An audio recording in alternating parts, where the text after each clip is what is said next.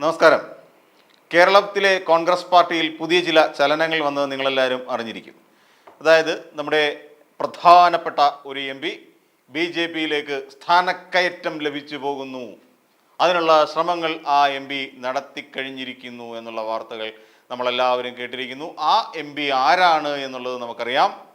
അതെ, നിങ്ങളുടെ മനസ്സിൽ ആ ഉത്തരം വന്നു കഴിഞ്ഞു. മറ്റാരുമല്ല, ശശി തരൂരാണ്. തിരുവനന്തപുരത്തിൻ്റെ വികസന നായകൻ എന്ന് കോൺഗ്രസ്സുകാർ പല ആവർത്തി ഒളിഞ്ഞും തെളിഞ്ഞും പ്രത്യക്ഷത്തിലും പരോക്ഷത്തിലുമൊക്കെ വിളിച്ചുകൊണ്ടിരിക്കുന്ന ഒരാൾ തന്നെയാണ് ഇപ്പോൾ BJPയിലേക്ക് ചേക്കേറുന്നതായുള്ള വാർത്തകൾ പുറത്തു വരുന്നത്. അതായത് അവിടെ കേന്ദ്രത്തിലുള്ള ബാക്കിയുള്ള അയമാന്മാരുമായിട്ടൊക്കെ സംസാരിച്ച് ഏകദേശം കാര്യങ്ങളൊക്കെ ഒന്ന് റെഡിയാക്കി വെച്ചിരിക്കുകയാണ് തരൂർജി എന്നാണ് കേൾക്കുന്നത്. ഇനി ഏതാനും വൈകാതെ തന്നെ നമുക്ക് ആ ഒരു വാർത്ത കൂടി കേൾക്കേണ്ടി വരും എന്ന് തന്നെയാണ് തോന്നുന്നത്.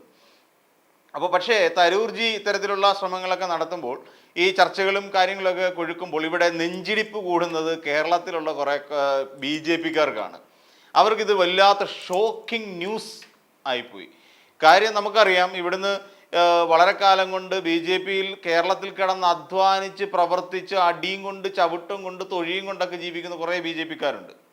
ഇവരൊക്കെ ഇന്ന് എവിടെ എത്തി നിൽക്കുന്നു എന്ന് ചോദിച്ചാൽ എന്ന് തന്നെയാണ് അവർക്ക് പറയാനുള്ളത്. അതിനുള്ള മറുപടി അത് മാത്രമേ ഉള്ളൂ. അവർ ആരോട് ചോദിച്ചാൽ അവർ കൈമലർത്തി കാണിക്കുക. അതാണ് പതിവ്. കാര്യം നമുക്കറിയാം, ആകപ്പാടെ കേരളത്തിൽ നിന്നുള്ള വലിയ BJPക്കാരെ നമുക്ക് ആകെ അറിയാവുന്ന ഒന്ന് രണ്ട് പേരെന്ന് പറഞ്ഞാൽ ഒന്ന് K. സുരേന്ദ്രൻ അറിയാം. കാര്യം പുള്ളി ഇടയ്ക്കും തലയ്ക്കും ഒക്കെ അപ്പുറം ഇപ്പുറം ഒക്കെ വന്ന് ഇന്ന് ഓരോ കാര്യങ്ങൾ പറയുന്നതുകൊണ്ടും കഴിഞ്ഞ ദിവസം എന്തോ ഒരു പത്രസമ്മേളനമൊക്കെ നടത്തി ആരെയൊക്കെയോ വെളുപ്പിക്കാൻ ഒരു സൈഡിൽ കൂടെ വെളുപ്പിച്ചുകൊണ്ട് പോയതൊക്കെ നമ്മൾ കണ്ടതാണ്. അതുകൊണ്ട് K. സുരേന്ദ്രനെ അറിയാം. പിന്നെ അറിയാം നമുക്ക് V. മുരളീധരൻ എന്ന് പറയുന്ന അദ്ദേഹം കേന്ദ്രമന്ത്രിയായിട്ടിരുന്നുകൊണ്ട് അദ്ദേഹത്തെക്കുറിച്ച് അറിയാം. V. മുരളീധരൻ അറിയാമല്ലോ, ഈ അംശം കൂടി എവിടെയൊക്കെയോ അംശത്തിൽ കുറവ് വരുന്നു എന്നൊക്കെ പറഞ്ഞിവിടെ പെട്രോളിയം വിലവർദ്ധനവിനെ കുറിച്ച് വളരെ കാര്യക്ഷമമായി സംസാരിച്ച ഒരാളാണ്. അതിനെ വളരെ ഒരു സൈദ്ധാന്തികമായി ഒരു സാമ്പത്തിക വിദഗ്ധൻ്റെ കൂർമ്മ കുശാഗ്ര ബുദ്ധിയോടുകൂടി അതിനെയൊക്കെ നമ്മൾ മുമ്പിൽ അവലോകനം ചെയ്ത് അവതരിപ്പിക്കുകയൊക്കെ ചെയ്തിട്ടും തൊട്ടടുത്ത് നിന്ന ആളിന് പോലും മനസ്സിലായില്ല എന്ന് മാത്രം. അപ്പോൾ ഇങ്ങനെ ഇത്യാദി ആയത് കുറേ ആൾക്കാരെ കൊണ്ട് BJP സമ്പുഷ്ടമായി മുന്നോട്ട് പോകുന്നു എന്നുള്ളത് നമുക്കറിയാം. പിന്നെ അറിയാവുന്ന കുമ്മനം രാജശേഖരൻ, അദ്ദേഹം ഇപ്പോൾ എവിടെയാണെന്ന് പോലും പലർക്കും അറിയില്ല, BJPക്കാർക്ക് ഉൾപ്പെടെ. അതോടൊപ്പം മറ്റ് ഒരാൾ നമ്മുടെ നേമത്തിൽ നിന്ന് മത്സരിച്ച് ജയിച്ച രാജഗോപാലേട്ടനാണ്. രാജേട്ടനും ഇപ്പം പ്രായാധിക്യത്താൽ രാജേട്ടനും അദ്ദേഹവും BJPയുടെ പൊതുപ്രവർത്തനങ്ങളിൽ നിന്ന് മാറി നിൽക്കുന്നു. ചിലപ്പോൾ അദ്ദേഹം കമ്മ്യൂണിസ്റ്റുകാരെ നന്നാക്കി പറയും, അല്ലെങ്കിൽ അവിടുത്തെ സർക്കാരിനെ കുറിച്ച് മികച്ച രീതിയിൽ അഭിപ്രായപ്പെടുകയൊക്കെ ചെയ്യും. അതൊക്കെ നമ്മൾ കാലത്തിനനുസരിച്ച് നമ്മൾ പലതും കണ്ടതാണ്. അപ്പോൾ അതുകൊണ്ട് തന്നെ ഇപ്പോൾ പലപ്പോഴും BJPയിലുള്ള പല പുതിയ നേതാക്കന്മാർ ആരൊക്കെയെന്ന് ചോദിച്ചാൽ പലർക്കും അറിയില്ല ആരൊക്കെയാണ് പുതിയ നേതാക്കന്മാർ. പ്രഫുൽ കൃഷ്ണ, അദ്ദേഹം ഇതിനകത്ത് വന്നിരുന്ന ചാനൽ ചർച്ചകളിലേക്ക് സജീവ ചർച്ചകനാണല്ലോ. അപ്പോൾ അതുകൊണ്ട് അദ്ദേഹത്തെയൊക്കെ മാത്രമേ പലർക്കും അറിയുള്ളൂ. പിന്നെ അറിയാവുന്ന B. ഗോപാലകൃഷ്ണൻ എന്ന് പറയുന്ന ഒരാൾ, ചില ആൾക്കാരൊക്കെ അദ്ദേഹത്തെ ചില ഇരട്ടപ്പേരുകളിലൊക്കെ വിളിക്കാറുണ്ട്. എങ്കിൽ പോലും B. ഗോപാലകൃഷ്ണൻ പലപ്പോഴും ചാനൽ ചർച്ചകളിൽ വന്നിരുന്ന് തേഞ്ഞൊട്ടുന്നതൊക്കെ നമ്മൾ കണ്ടിട്ടുണ്ട്. പിന്നെ അഡ്വക്കേറ്റ് സുരേഷാണ്. അപ്പോൾ അങ്ങനെ തുടങ്ങി കുറച്ച് നേതാക്കന്മാരുണ്ട്. പക്ഷേ ഇവരാരും അങ്ങോട്ട് ഗതി പിടിക്കുന്നില്ല. അതാണ് വലിയൊരു പ്രശ്നം. ഇവരെ ആർക്കും വേണ്ട. ഒരു സ്ഥാനാർത്ഥി നിർണയം വന്നു കഴിഞ്ഞാൽ നമുക്കറിയാം, അനിൽ ആന്റണി കൊടുത്തേ പറ്റൂ. കാര്യം എന്താ, കോൺഗ്രസിൽ നിന്ന് ചാടി വന്ന ഒരുത്തനാണ്. അതുകൊണ്ട് അനിൽ ആന്റണി കൊടുത്തേ പറ്റൂ. ഇനി വരുമ്പോൾ PC ജോർജ് കൊണ്ട് ജനപക്ഷം എന്ന് പറയുന്ന സ്വന്തം പാർട്ടി ഇല്ലായ്മ ചെയ്തിട്ട് വന്ന് കയറിയതാണ്. അല്ല, ഇനിയിപ്പം അടുത്ത തെരഞ്ഞെടുപ്പ് വരുന്ന സമയത്ത് പത്മജ വേണുഗോപാൽ, കാര്യം എന്താ, K. കരുണാകരൻ്റെ മകളാണ്, കോൺഗ്രസ്സുകാരൻ്റെ മകളാണ്. അപ്പോൾ ഇങ്ങനെ കോൺഗ്രസിൽ നിന്ന് വരുന്നവരെയും കോൺഗ്രസ് വിട്ടു വരുന്നവരെയും കോൺഗ്രസിൻ്റെ മാതത്തഴമ്പ് വഹിക്കുന്നവരുമായിട്ടുള്ള കുറേ ആൾക്കാരുണ്ട്. ഇവരെയൊക്കെ ഉൾക്കൊള്ളാൻ വേണ്ടി നിലനിൽക്കുന്ന ഒരു പാർട്ടിയായി കേരളത്തിലെ BJP മാറിയിരിക്കുന്നു. ഈ ഒരു സാഹചര്യം ഉള്ളത് കൊണ്ട് തന്നെയാണ് ഇപ്പോൾ ഈ കേരളത്തിലുള്ള ബാക്കിയുള്ള BJPക്കാർക്ക് ഈ ഇദ്ദേഹത്തിൻ്റെ ശശി തരൂരിൻ്റെ ഈ ഒരു ചർച്ചകളൊന്നും അത്രയ്ക്ക് അങ്ങോട്ട് പിടിക്കുന്നില്ല. ഇത്തരം ചർച്ചകളിലൂടെ തങ്ങൾക്കുള്ള ഒരു അവസരം നഷ്ടപ്പെടുമോ എന്ന് ഉള്ളിൽ ഭയം കാര്യമായി കുടുങ്ങിയിട്ടുണ്ട്.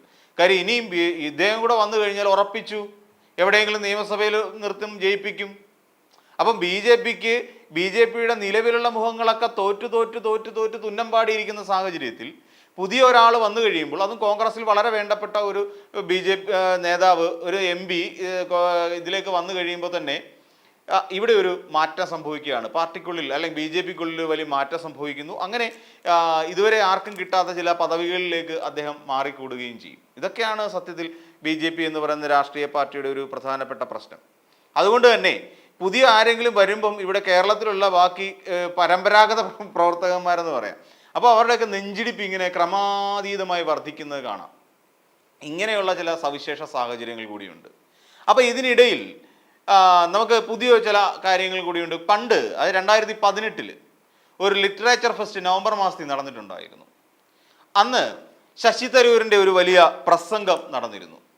ആ പ്രസംഗത്തിൽ അദ്ദേഹം ശിവലിംഗത്തിലിരിക്കുന്ന തേൾ ആണ് നരേന്ദ്രമോദി എന്ന് ഏതോ ഒരു RSSകാരൻ പറഞ്ഞിരുന്നു എന്നാണ് അദ്ദേഹം അന്ന് ലിറ്ററേച്ചർ ഫെസ്റ്റിൽ പറഞ്ഞത്. അതിന് പറയാനൊരു കാരണം, തേളിനെ നമുക്ക് കൈകൊണ്ടെടുത്ത് കളയാൻ പറ്റില്ല. ശിവലിംഗത്തിൻ്റെ മേളിലിരിക്കുന്ന തേള്, ആ ശിവലിംഗം എന്ന് പറഞ്ഞാൽ വളരെ ഹിന്ദുക്കൾ വളരെ ആരാധനയോടുകൂടി കാണുന്ന ഒന്നാണ് ഈ ശിവലിംഗം. അതിൻ്റെ മുകളിൽ ഒരു തേള് കയറിയിരിക്കുന്നു. ആ തേളിനെ നമുക്ക് കൈകൊണ്ടെടുത്ത് മാറ്റാൻ പറ്റില്ല, കാര്യം അത് കടിക്കും, അല്ലെ ഈ തേള് കുത്തും. അതിൻ്റെ വാലുകളിലാണല്ലോ വിഷം ഇരിക്കുന്നത്, അത് കുത്തും. അപ്പോൾ അങ്ങനെ തൽക്ഷണം അവിടെ അല്ലെങ്കിൽ ആ തേളിൻ്റെ വിഷമേറ്റ് ആൾക്ക് അപകടം സംഭവിക്കും. ഇനി ചെരുപ്പ് കൊണ്ട് അടിച്ച് കളയാം എന്ന് വിചാരിച്ചാൽ ശിവലിംഗമായതുകൊണ്ട് ചെരുപ്പ് കൊണ്ട് ശിവലിംഗത്തെ അടിക്കാനും പറ്റില്ല. ഇതാണ് ഇന്ന് അഭിമുഖീകരിക്കുന്ന ഏറ്റവും വലിയ പ്രശ്നമെന്ന് 2018 അദ്ദേഹം പറഞ്ഞു. ഏകദേശം 6 വർഷത്തിന് മുമ്പ്. അന്ന് അദ്ദേഹത്തിന് പൂർണ്ണമായും കോൺഗ്രസ്സുകാരൻ എന്ന് പറയുന്ന ഒരു ലെവലിലായിരുന്നു ശശി തരൂർ എന്ന് നമുക്ക് എല്ലാവർക്കും അറിയാം. അതുകൊണ്ട് അന്ന് അദ്ദേഹം പറഞ്ഞു. പക്ഷെ അന്ന് അദ്ദേഹത്തിനെതിരെ കേസ് പോയി. നരേന്ദ്രമോദിയെ അപകീർത്തിപ്പെടുത്തുന്ന തരത്തിൽ പ്രസംഗം നടത്തി. നരേന്ദ്രമോദിയെ മാത്രമല്ല ഇവിടുത്തെ BJPക്കാരെയും അപകീർത്തിപ്പെടുത്തി എന്നുള്ള നിലയിൽ അദ്ദേഹം കേസിന് പോയിരുന്നു. അങ്ങനെ കേസിൽ അദ്ദേഹത്തിന് ഇപ്പം വാദം കേൾക്കാനൊക്കെ വിളിച്ചിരുന്നു. ഇപ്പോൾ ആ കേസ് തൽക്കാലം മാറ്റിവെക്കണം എന്ന് പറഞ്ഞുകൊണ്ട് അദ്ദേഹം വീണ്ടും കോടതിയെ സമീപിച്ചിരിക്കുന്നു. അപ്പോൾ അദ്ദേഹത്തിന് ഇപ്പോൾ അനുഗുണമായ ഒരു ബെഞ്ചിനെ സെറ്റ് ചെയ്ത് കൊടുക്കാമെന്നൊക്കെ DY ചന്ദ്രചൂഡും പർദീവാലയും മനോജ് മിശ്രയും അടങ്ങുന്ന ബെഞ്ച് തീരുമാനിച്ചു. അപ്പോൾ അതായത് എവിടെയൊക്കെയോ ശശി തരൂരിന് പോസിറ്റീവായിട്ടുള്ള ചില ഘടകങ്ങൾ സംഭവിച്ചു തുടങ്ങി. അതായത് ഇനിയിപ്പോൾ ശശി തരൂരിനെ ഈ കേസിനകത്ത് കിടന്ന് കൂടുതൽ ചുറ്റിക്കറങ്ങാതെ രക്ഷപ്പെടാൻ വേണ്ടിയിട്ട് ശശി തരൂരിൻ്റെ മുന്നിൽ ആകെയുള്ള ഒരു വഴി എന്ന് വെച്ച് കഴിഞ്ഞാൽ എങ്ങനെയെങ്കിലും ആ പറയുന്ന BJPയിലേക്ക് കയറിക്കൂടുക. അങ്ങനെ കയറിക്കൂടിയാൽ ഈ പറയുന്ന അപകീർത്തി പരാമർശം എന്ന് പറയപ്പെടുന്ന പരാമർശത്തിൽ നിന്നും തൽക്കാലം ആ കേസിൻ്റെ നൂലാമാലകളിൽ നിന്നും തൽക്കാലം ശശി തരൂരിന് രക്ഷപ്പെടാം. അപ്പോൾ ഇങ്ങനെ ചില പോസിറ്റീവായിട്ടുള്ള ചില ഘടകങ്ങൾ ശശി തരൂരിനെ അനുകൂലിച്ചു കൊണ്ടുണ്ട്. അപ്പോൾ ഈ ഒരു സാഹചര്യം കൂടി കണക്കിലെടുത്തുകൊണ്ടാണ് ശശി തരൂർ ഇപ്പോൾ ഈ പറയുന്ന BJPയിലേക്കൊന്ന് ചേക്കേറിക്കളയാം, അതിനെ പറ്റിയ ചർച്ചകളും ഒക്കെ ആയിട്ട് മുന്നോട്ട് പോയിക്കൊണ്ടിരിക്കുന്നതെന്ന് നമുക്കറിയാൻ പറ്റും. ഇതൊക്കെയാണ് കേരളത്തിൽ അല്ലെങ്കിൽ നമ്മുടെ കോൺഗ്രസ് പാർട്ടിക്കുള്ളിൽ നടന്നുകൊണ്ടിരിക്കുന്ന ചില നീക്കങ്ങൾ. ഇന്ത്യ എന്ന് പറയുന്ന രാജ്യത്തിൽ, മഹാരാജ്യത്തിൽ കോൺഗ്രസ് പാർട്ടിയെ എങ്ങനെയെങ്കിലും ശക്തിപ്പെടുത്തണമെന്ന് പറഞ്ഞുകൊണ്ട് തെക്ക് വടക്ക് നടക്കുന്ന രാഹുൽ ഗാന്ധിയെയും അതിനോടൊപ്പം ചേർന്ന് നിന്നുകൊണ്ട് തോളോട് തോൾ ഇരുന്ന് പ്രവർത്തിച്ചുകൊണ്ട് ഇന്ത്യ എന്ന് പറയുന്ന രാജ്യത്തിലെ ഈ മതസ്പർദ്ധ വളർത്തുന്ന ചില ഈ മാറാലകളെല്ലാം അടിച്ചു നീക്കം ചെയ്യണമെന്ന് പറഞ്ഞിട്ട് KC വേണുഗോപാലും ഒപ്പം കൂടുമ്പോൾ സ്വന്തം കാൽച്ചുവട്ടിലെ മണ്ണൊലിച്ചു പോകുന്നത് പോലും അറിയുന്നില്ല എന്നുള്ളതാണ് വാസ്തവം.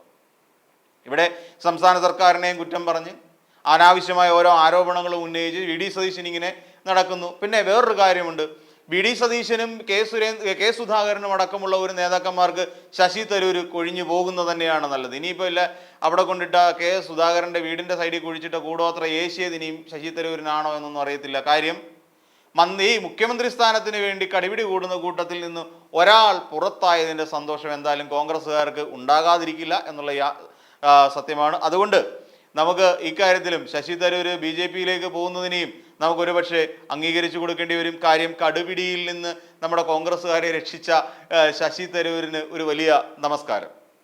ഈ വീഡിയോ നിങ്ങൾക്ക് ഇഷ്ടമായാൽ ലൈക്ക് ചെയ്യുക. കൂടുതൽ വീഡിയോകൾക്കായി യോഗനാഥം ന്യൂസ് ചാനൽ സബ്സ്ക്രൈബ് ചെയ്യുക.